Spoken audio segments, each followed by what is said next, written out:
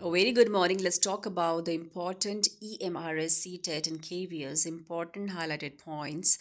And these are the very important keywords and highlighted points which have been asked previously in so many examinations. So, see, these are very, very important topics regarding all the important like teaching method aptitude से लेकर NEP से मिलकर सारे जितने भी important हमारे keywords हैं in a single frames because these are the important बहुत इंपॉर्टेंट पॉइंट्स हैं जो हम डिस्कस कर रहे हैं इस सिंगल वीडियो में and they are all very important for competitive exams. Now the first one is UDISE.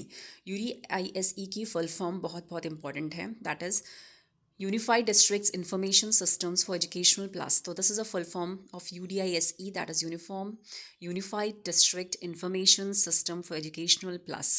Full form is very very important. And किसके द्वारा ये स्टार्ट किया गया है? It started by department of school education and ministry of education. तो ministry of education ने इसको start किया है UDISE को. और इसके फुल फॉर्म बहुत बहुत इंपॉर्टेंट है. Full forms is very very important.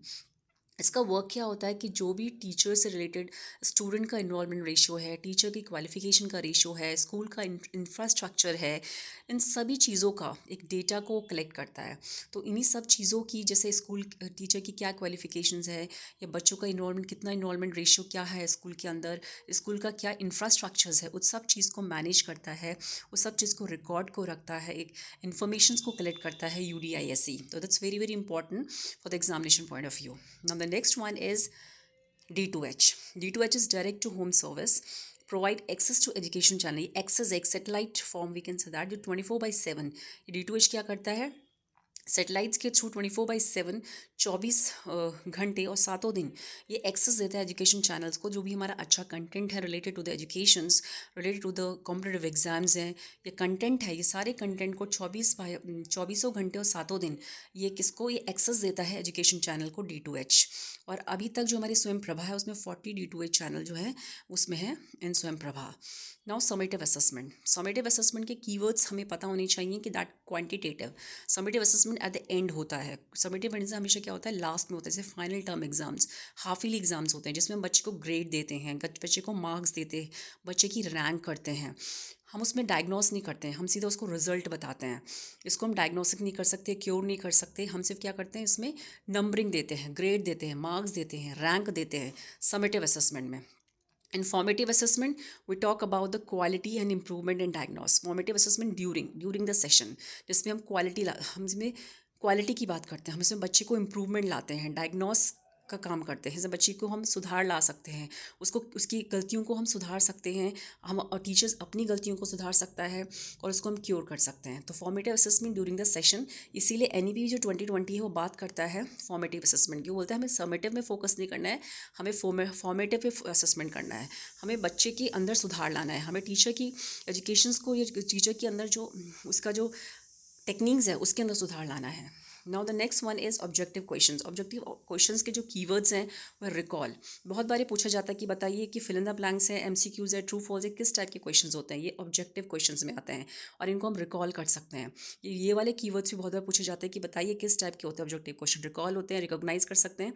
तो we can recall the objective type questions or examples. Both are very very important. Now the next one is subjective. Subjective में क्या आता है?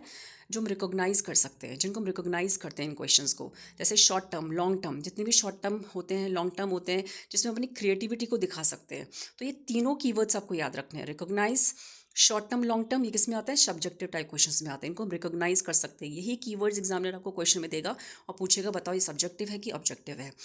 नेक्स्ट वन इज़ आपको शॉर्ट टर्म लॉन्ग टर्म लिख के दे देगा, बताइए ये सब्जेक्टिव में आते हैं ऑब्जेक्टिव में आता है. दूसरी बात, क्रिएटिव वर्ड लिख के दे देगा, बोलेगा सब्जेक्टिव में आता है ऑब्जेक्टिव में आता है. नेचुरल सी बात है, क्रिएटिविटी आप किस में दिखाओगे? जिसमें आप अपने आंसर को खुद लिख सकते हो, तो उसी में आप अपनी क्रिएटिविटी को दिखा सकते हो. तो वो आता है creative type of question. So subjective कैसे क्वेश्चन होते हैं? Creative, recognize, short term, long term answer. Now Eklavya D2H channel. तो अभी तक किस लिए है? जो एकलव्य जो हमारे मॉडल रेसिडेंशियल स्कूल हैं उनका खुद का भी D2H चैनल है जो किसके लिए है? जो कॉम्पिटेटिव एग्जाम के जो कंटेंट को प्रोवाइड करता है ये. तो Eklavya D2H channel in EMRS is provide the competitive exams content. ATL Atal tinkering lab. अभी तक कितनी अटल टिंकरिंग लैब बन चुकी है EMRS के अंदर? 26 लैब इस्टेब्लिश जा चुकी हैं. EMRS के अंदर। तो वो किस चीज़ के लिए होती हैं? साइंस के लिए, टेक्नोलॉजी के लिए, इंजीनियरिंग के लिए, मैथ्स के लिए। तो ATL is Atal tinkering lab, वो डील्स विद द साइंस, वो डील्स विद द मैथ्स, वो deals with the English, engineering etcetera, sorry engineering, science and technology and maths. और कितनी अब तक स्टैब्लिश की जा सकी हैं? 26 राष्ट्रीय नीति programs. Student will study about the freedom fighters of by Delhi government. राष्ट्रीय नीति प्रोग्राम किसके द्वारा स्टार्ट किया गया है? दिल्ली गवर्नमेंट के द्वारा। किस चीज़ के लिए? कि ताकि बच्चे को हम अपने जो स्वतंत्र सेनानी हैं, फ्रीडम फाइटर्स हैं, उनके बारे में मुझको एजुकेशन दे सके। जैसे वीर सावरकर हैं या हमारे सरदार वल्लभ भाई पटेल हैं, तो उनके बारे में उनको नॉलेज देने के लिए ही राष्ट्रीय नीति प्रोग्राम स्टार्ट किया गया है दिल्ली गवर्नमेंट के द्वारा, to study about the freedom fighters. तो बच्चों को हम ज़्यादा से ज़्यादा जानकारी दें अपने फ्रीडम फाइटर्स के बारे में। IQ का फॉर्मूला बहुत बार सीटेट के पेपर में पूछा जाता है। तो मेंटल एज अपन क्रोनिकल एज इंटू 100।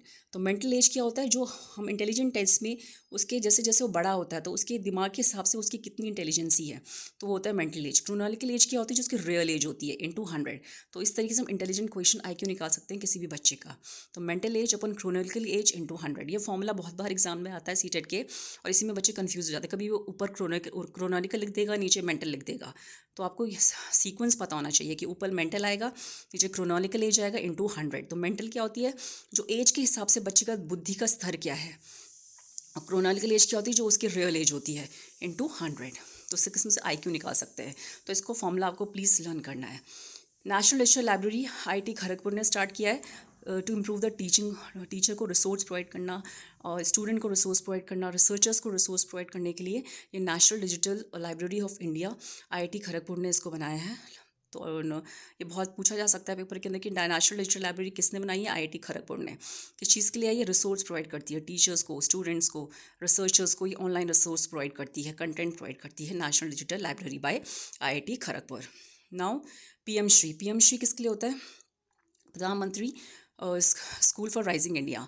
जितनी भी हमारे जो 15,000 स्कूल्स हैं जो अपग्रेड नहीं है, उनको क्वालिटी एजुकेशन देना, अच्छा इंफ्रास्ट्रक्चर देना, क्वालिटी रिसोर्स प्रोवाइड करना, अच्छे टीचर्स प्रोवाइड करना, अच्छा इंफ्रास्ट्रक्चर प्रोवाइड करना, उसमें इम्प्रूवमेंट लाना उन स्कूल में, ये काम है PM श्री का। तो प्रधानमंत्री स्कीम फॉर राइजिंग इंडिया। तो अपग्रेड 15,000 स्कूल्स को क्या करना? उनको क्वालिटी और रिसोर्स प्रोवाइड करना, उनको अपग्रेड करने के लिए PM श्री जो हमारी स्कीम है वो लाई गई है।